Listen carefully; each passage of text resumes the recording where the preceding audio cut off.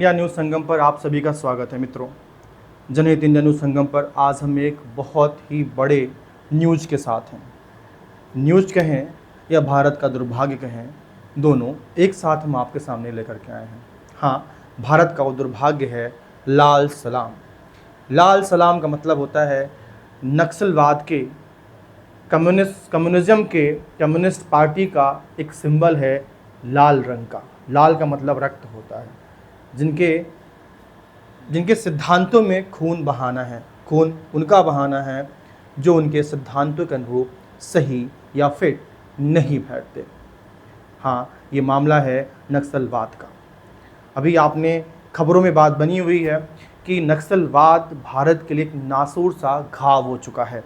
उसी कड़ी में उस घाव को ठीक करने का काम हमारी भारत की सेना मतलब जवान कर रहे हैं। आज 11वां दिन चल रहा है हमारे जवानों के ऑपरेशन संकल्प का। हाँ, हमारे जवानों ने एक संकल्प लिया है कि हम नक्सलवाद को जड़ से उखाड़ फेंकेंगे। और मामला है ये छत्तीसगढ़ के कर्रे गुट्टा पहाड़ी जंगल क्षेत्र का, जहाँ पर भारत के सबसे खूंखार, सबसे प्रचंड नक्सलवाद अब का गढ़ है। नक्सलवाद वहाँ पर कई सदियों से अपनी जड़ें जमा रहा था। और ये मामला है छत्तीसगढ़, बीजापुर और तेलंगाना राज्य के बॉर्डर का। मित्रों, जो मैं अभी खबर आज तक जो आई हुई है, इस ऑपरेशन में हमारे 20,000 से ज़्यादा जवान लगातार वहाँ पर ऑपरेशन में लगे हुए हैं। 20,000 से जवान। उन जवानों में छत्तीसगढ़ पुलिस, डीआरजी, सीआरपीएफ और उसके अलावा महाराष्ट्र की पुलिस, झारखंड की पुलिस, बिहार की पुलिस, मध्य प्रदेश की पुलिस, कई राज्यों की पुलिस वहाँ पर लगातार 10 दिनों से, 11 दिन हो गए, 12वें दिन हो गए आज, 11 दिनों से लगातार हमारे जवान इस प्रचंड गर्मी में, जहाँ पर तापमान 50 डिग्री के आसपास पहुँच रहा है, उस जगह पे, उस क्षेत्र में, उस दुर्गम इलाके में जहाँ पर परिंदा भी पर नहीं मार पाता, वो है कर्रे गुट्टा की पहाड़ी। खबर ये आ रही थी कि उस पहाड़ी क्षेत्र में, उस पहाड़ में 1,000 से ज़्यादा नक्सली छिपे हुए हैं, जिनमें सबसे खतरनाक नक्सली हिड़मा। मित्रों, आपको दिखा रहे हैं हम कि ये देखिए, ये जो आपका दिख रहा है मित्रों, ये आपका क्या है, ये आपका ये नक्सलियों का झंडा है। इसमें आप देख रहे हैं हथौड़ी और फावड़ा है। ये लाल रंग का इनका ध्वज होता है नक्सलियों का। नक्सली कोई बाहर से आए लोग नहीं हैं। नक्सली हमारे देश के वो आदिवासी लोग हैं, वो आदिवासी महिला या पुरुष हैं। ध्यान रखिएगा, नक्सलवाद में नक्सली जितने ही ज़्यादा पुरुष होते हैं, उतनी संख्या में महिलाएं भी होती हैं। महिलाएं क्यों कहें या लड़कियां कहें। आखिर नक्सलवाद है क्या, इससे आज आपको रूबरू कराएं। उसके पहले जो आज की ताज़ा खबर है, ताज़ा खबर ये है कि हमारे 20,000 से ज़्यादा जवान छत्तीसगढ़ बीजापुर के कर्रे गुट्टा पहाड़ी में लगातार 11 दिनों से अपना अभियान छेड़ रखे हैं। अभी तक जो खबर आई है, 3 नक्सलियों, जो तीनों महिलाएं हैं, 8-8 लाख की इनामी थी, उन तीनों को मौत की घाट उतारा जा चुका है। लेकिन ये जो ऑपरेशन है, ये अब तक का सबसे बड़ा नक्सली ऑपरेशन है। केंद्र सरकार के गृह मंत्रालय के ऑपरेशन ऑल आउट के तहत जो डेडलाइन दी गई है कि इस डेडलाइन में हम नक्सलवाद को ख़त्म कर देंगे, उस डेडलाइन को देखते हुए हमारी सेना, हमारे सीआरपीएफ के जवान, हमारे पुलिस के जवान, हमारे डीआरजी के जवान लगातार नक्सलवाद से आमना सामना कर रहे हैं। और नक्सलवाद पर ये अंतिम प्रहार साबित होने जा रहा है, क्योंकि इसके पीछे कहानी क्या है मैं बताने जा रहा हूँ। जो नक्सलवाद 1962 शुरू हुआ था, वो नक्सलवाद अब ख़त्म होने कगार पाया है। मित्रों, तो आते हैं हम नक्सलवाद के पहले शुरुआत कहाँ से होती है, नक्सलवाद का जो शुरुआत जगह है, उस जगह का नाम क्या है। तो पहले आपको हम नक्सलवाद से रूबरू कराते हैं। मित्रों, नक्सलवाद एक बहुत ही बड़ा देश के लिए घातक आइडियोलॉजी है। वो आइडियोलॉजी क्या है? कम्युनिस्ट पार्टी की। आप जानते हैं कम्युनिस्ट पार्टी इस समय चाइना में रोल कर रही है और इन कम्युनिस्टों को, इस विचारधारा के लोगों को जो बीज पानी मिल रहा है वो कम्युनिस्ट पार्टी से मिलती, चाहे वो कम्युनिस्ट पार्टी भारत की हो, चाहे वो कम्युनिस्ट पार्टी चाइना की या कहीं नेपाल की हो। सिंपल सी कहानी है। ये होता है, ये हमारे नक्सली हैं। नक्सली हमारे क्यों बोल रहे हैं? क्योंकि ये जो लोग हैं ये पाकिस्तान से नहीं आए हैं। देख रहे हैं, इनका एक पूरा बटालियन होता है मित्रों। ये जान की परवाह नहीं करते हैं, ये लगातार देश को खोखला कर रहे हैं। इनकी लड़ाई सरकार और सेना और आम जनता से है। नक्सलवाद की पृष्ठभूमि कहाँ से होती है, हम आपको वहाँ पर ले चलेंगे, लेकिन उसके पहले जानिए कि नक्सलवाद की जो शुरुआत होती है वो कहाँ से होती है। नक्सलवाद की शुरुआत इस झंडे से होती है। इस झंडे में बने ये फावड़ा हथौड़ी का सिंबल है। आप मित्रों देख सकते हैं कि जो ये महिला है,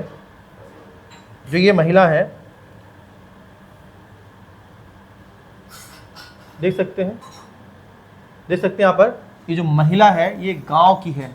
ये देख सकते हैं यहाँ पर कि गांव, वो गांव जहाँ पर हम पहुँच नहीं सकते, वो उस गांव की तस्वीर है जहाँ पर झोपड़ियाँ हैं, जहाँ पर खपरैल घर होते हैं, जहाँ पर लोग अपने जीवन यापन के लिए सिर्फ और सिर्फ कुछ कृषि भूमि या जंगलों के उत्पाद पर निर्भर होते हैं। उन मासूमों को, उन अशिक्षित लोगों को, हमारे आदिवासी भाइयों को, ये इस विचारधारा के लोग, आइडियोलॉजी के लोग जो अपने आप को नेता कहते हैं, कम्युनिस्ट पार्टी के नेता अंदर खाने से छुप छिपा करके इस आइडियोलॉजी को, देश के खिलाफ हथियार उठाने की आइडियोलॉजी को, विचारधारा को बल देते हैं। और वो बल होता है पैसे का, वो बल होता है आधुनिक हथियारों का। आखिर बताइए ना, उन जंगलों में जहाँ इंसान न पहुँच पाए, वहाँ पर इतने महंगे हथियार कहाँ से पहुँचते हैं? इतना पैसा उनको कहाँ से मिलता है? कौन देता है? देखिए, ये बिल्कुल एक जवान महिला है, यंग लड़की है, जो अपना गन वन लेकर के लगातार यहाँ पर राउंड करी। देखिए, ये इनका बटालियन है। ये लगातार अपने इस झंडे को, अपने आइडियोलॉजी के सबसे बड़े झंडे को ये सल्यूट करते हैं। जैसे भारत सरकार, भारत के जवान जो होते हैं तिरंगे को सल्यूट करते हैं, ये नक्सली जो होते हैं ये इस फावड़ा, हथौड़ी और लाल रंग के बने कम्युनिस्ट पार्टी के आइडियोलॉजी पे बने झंडे को ये सलाम करते हैं, जिसका नाम है लाल सलाम।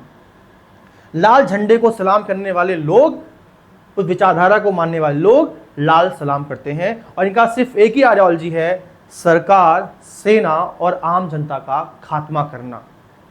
ये होती है नक्सलवाद की आइडियोलॉजी।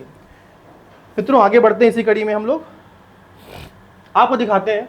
देखिए, ये देख सकते हैं आप, ये बिल्कुल अभी महज 17, 18, 19, 20, 21 इसी एज ग्रुप की हमारे आदिवासी भाई हैं, जिनके हाथों में, जिनका ब्रेन वॉश करके ये बंदूक पकड़ा दी गई है।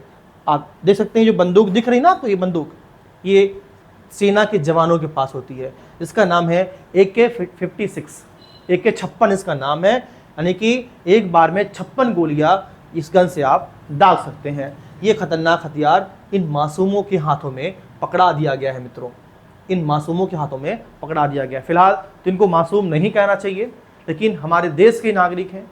इनका ब्रेन वॉश करके इनको नक्सली बनाया गया है, और बनाने वाले कोई और नहीं है, कम्युनिस्ट पार्टी के नेता हैं जो अंदर खाने से, खुल के नहीं, छुप छुपा करके इनका ब्रेन वॉश करते हैं। और इनका ब्रेन वॉश करने के लिए लोगों को मोटी रकम देते हैं। आप सोच सकते हैं, मोटी रकम जिसकी मात्रा जो होती है करोड़ों में होती है, लाखों में नहीं, करोड़ों में होती है। सोचिए, इन मासूमों को जो जंगलों के उत्पादों पर, कृषक भूमियों पर निर्भर होते हैं, इनको उकसाया जाता है, और उकसा करके इनको एक ऐसे विचारधारा से जोड़ा जाता है जिसका अंत ही क्या, मृत्यु है। जिसका अंत क्या है, मृत्यु है। नक्सलवाद में हर बंदूक उठाने वालों का हमारी सेना, हमारे जवान वही हाल करेंगे जो उनका होना चाहिए। लेकिन तरस तो आती है, क्योंकि ये लोग पाकिस्तान से नहीं आए हैं, चाइना से नहीं आए हैं, ये हमारे देश के ही नागरिक हैं। लेकिन एक बड़ी बात बताना चाहूँगा कि सरकार समय समय पर इन भटके हुए आदिवासियों को सही रास्ते पर लाने के लिए एक अभियान चलाती है, जिसके तहत इनका आत्मसमर्पण होता है और अभी तक 5,000 से ज़्यादा नक्सलियों ने आत्मसमर्पण भी किया है और उनको रहने जीने खाने के लिए सरकार उचित सुविधाएं मुहैया कराती है। अब देखिए, ये नक्सलियों की ट्रेनिंग हो रही है, जंगलों में इनको ट्रेन किया जा रहा है। आप देख सकते हैं मित्रों यहाँ पर कि लाल सलाम का झंडा है, नक्सलियों का झंडा है, और ये बड़ी संख्या में लोग इस झंडे को सलाम कर रहे हैं। देखिए, ये बिल्कुल युवा हैं, ये महिला हैं और ये गन के साथ अपने अभियान में जुटी हुई हैं। ये नक्सली जो होते हैं वो अपने को जंगलों का रक्षक कहते हैं। नक्सलवाद का एक बड़ा कॉन्सेप्ट ये है कि जो बड़े लोग हैं, सरकार है, जिनके पास बड़ी ज़मीनें हैं, उनको छीन करके गरीबों में बांटना इनका स्टार्टिंग में कॉन्सेप्ट था।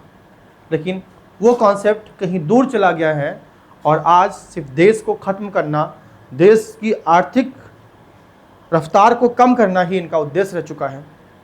इनका देश साफ नहीं है, इनका उद्देश्य कोई पवित्र नहीं है। इनका उद्देश्य सिर्फ कहने के लिए पवित्र होता है।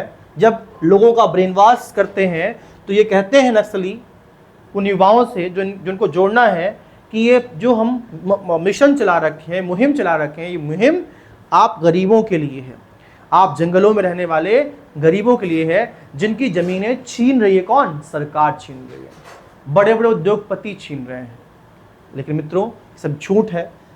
देख सकते हैं आप, ये बिल्कुल यंग लड़के हैं, ये आदिवासी हैं जो जंगलों में निवास करते हैं। इनको जंगलों का चप्पा चप्पा पता होता है, जिससे इनसे निपट पाना एक बहुत ही टेढ़ी खीर है।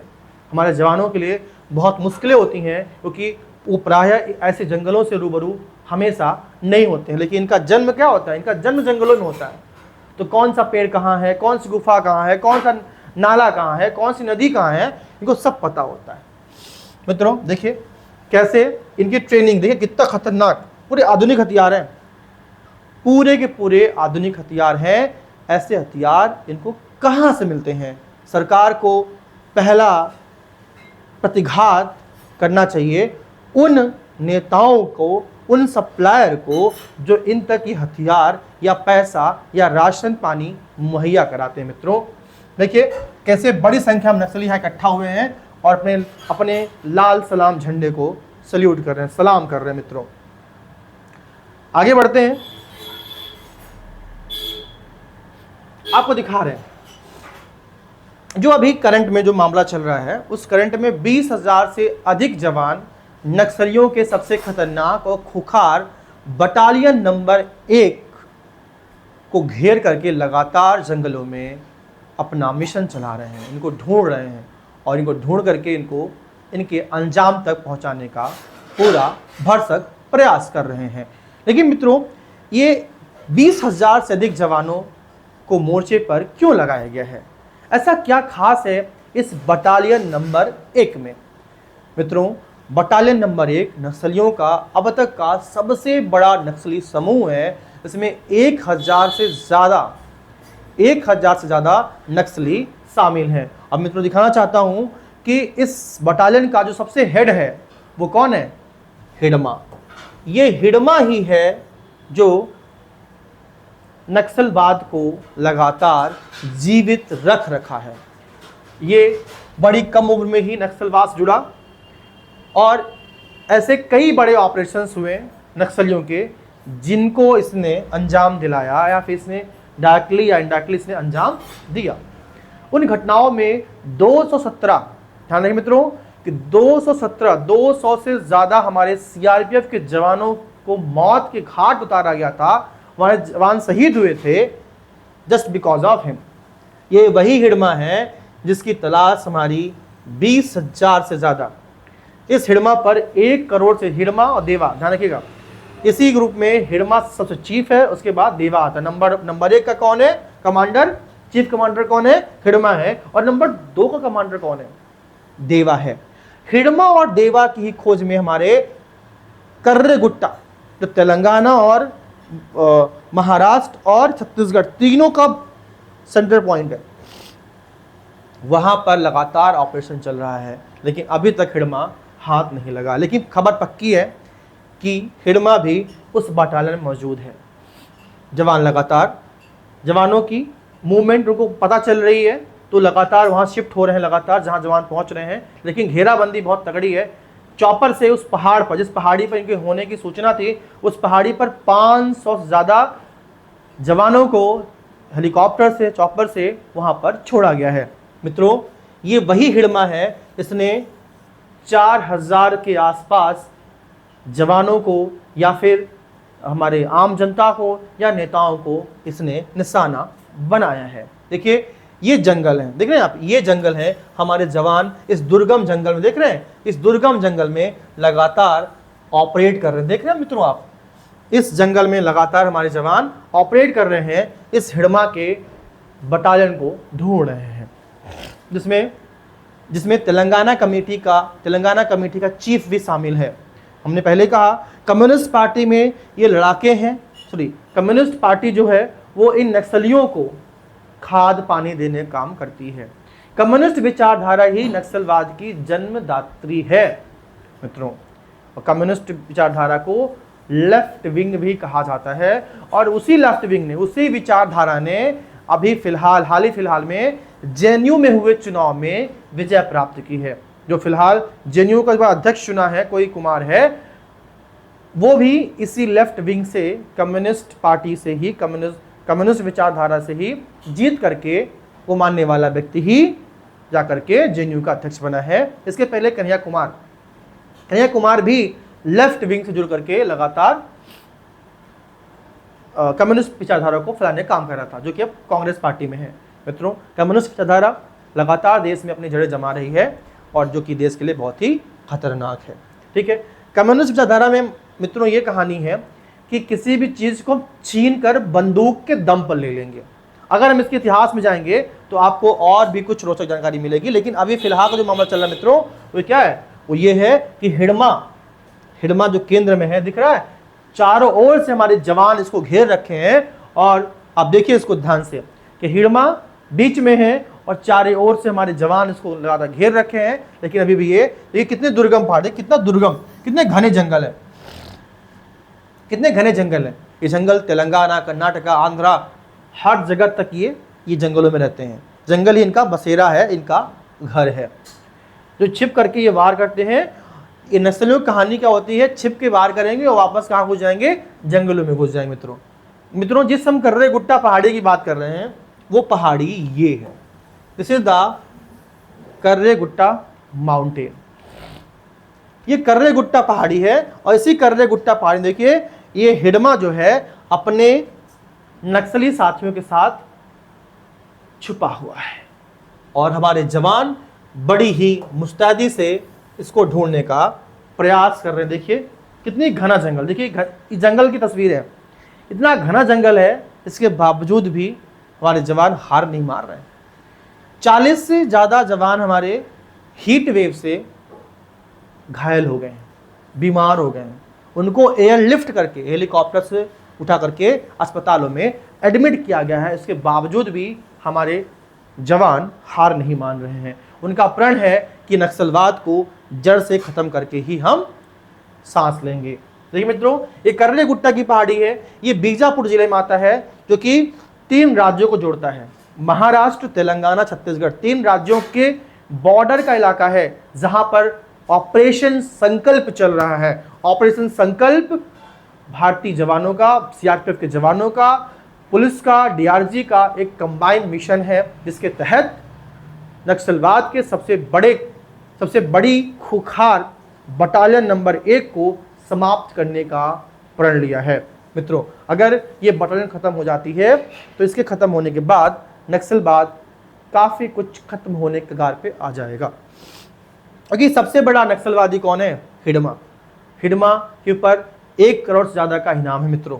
ठीक है, देख सकते हैं यहाँ पे जवान कैसे हमारे इस घने जंगल में, इस बड़ी दोपहरी में, बच्चों मित्रों इस समय में धूप पे निकल पाना हमारे लिए संभव नहीं हो पा रहा, लेकिन हमारे जवान लगातार बिना खाए बिना पिए उन जंगलों में लगातार कैंप कर रहे हैं, लगातार ढूंढ रहे हैं, मौत से सामना कर रहे हैं, मौत का सामना कर रहे हैं। और पता है इन जंगलों में ये नक्सली कई सालों से रहे हैं।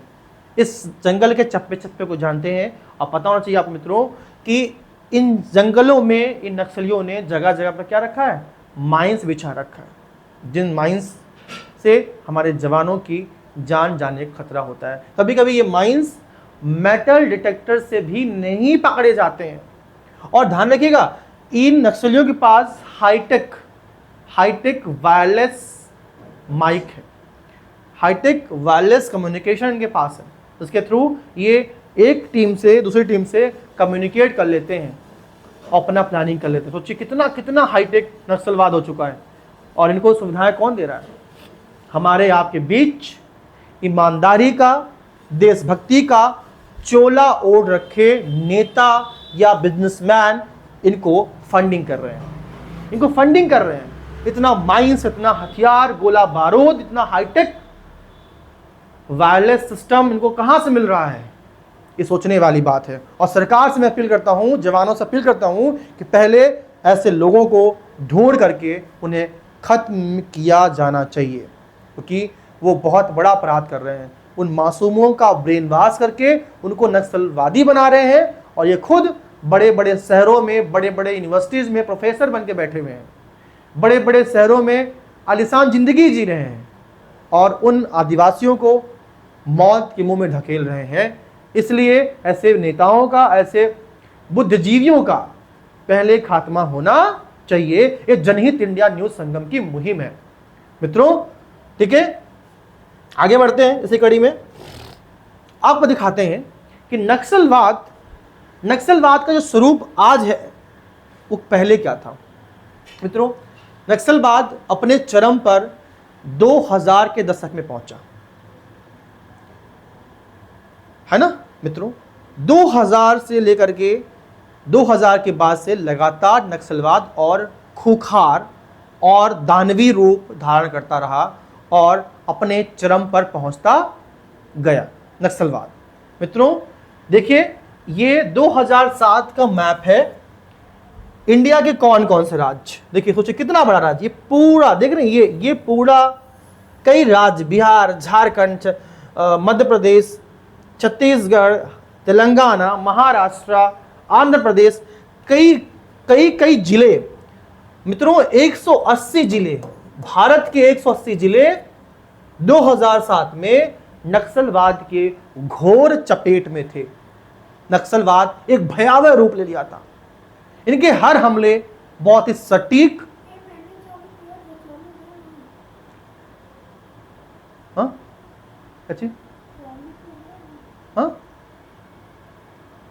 चलो ओके मित्रों, तो आगे बढ़ते हैं हम।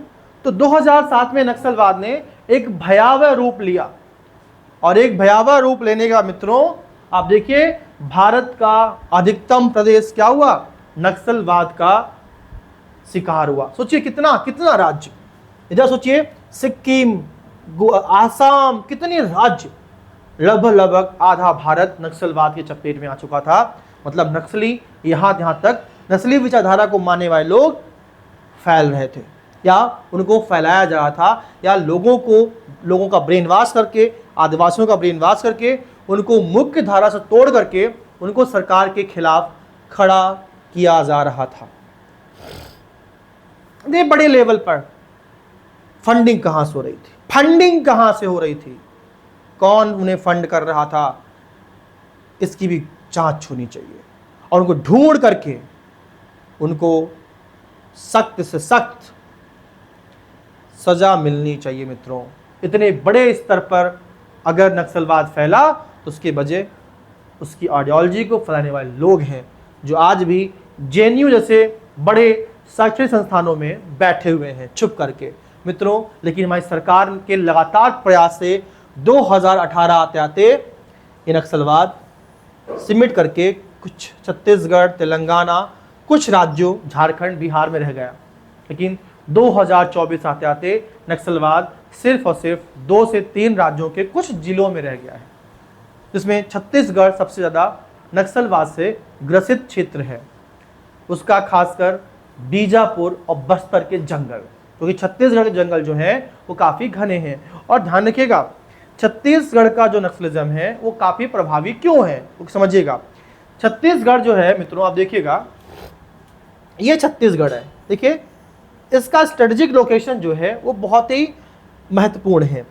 छत्तीसगढ़ एक साथ कई राज्यों से जुड़ता है, एक राज्यों से मतलब उड़ीसा से, रांची से जुड़ता है, तेलंगाना से जुड़ता है, महाराष्ट्र से और मध्य प्रदेश से, और चारों ओर जो बॉर्डर है वो क्या है, जंगली इलाका है। मतलब कुछ भी घटना करके नक्सली छत्तीसगढ़ से कहाँ भागे, तेलंगाना, तेलंगाना से छत्तीसगढ़ भागे, महाराष्ट्र से कहाँ भागे, छत्तीसगढ़ भागे।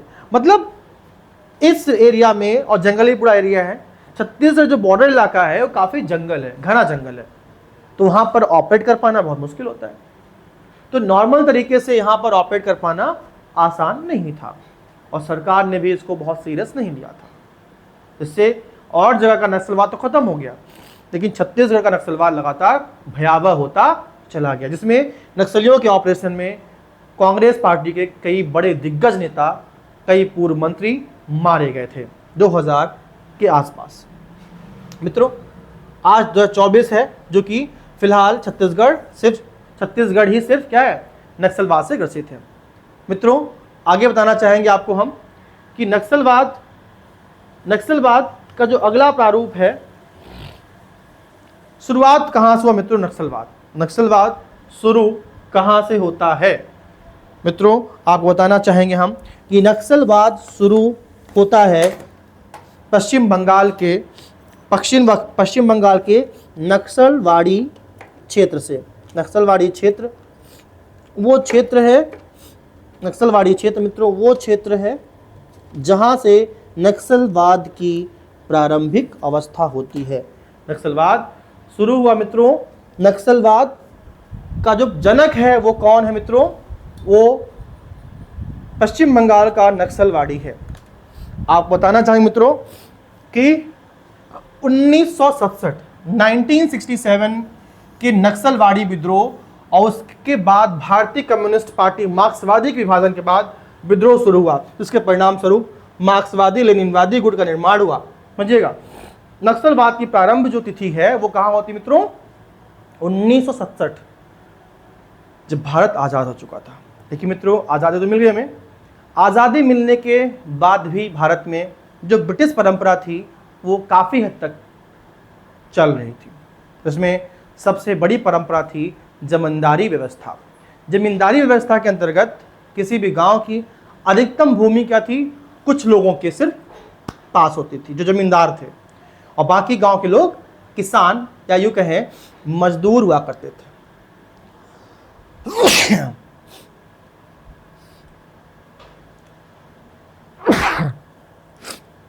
मित्रों, कम्युनिस्ट पार्टी मार्क्सवादी के विभाजन के बाद विद्रोह शुरू हुआ, जिसके परिणाम स्वरूप मार्क्सवादी लेनिनवादी का गुट का निर्माण हुआ, और यह गुट माओवादी विचारधारा का समर्थन करने वाले विभिन्न समूहों में विभाजित हो गया, जो ग्रामीण विद्रोह और सरकार के खिलाफ लोगों के युद्ध का दावा करते थे।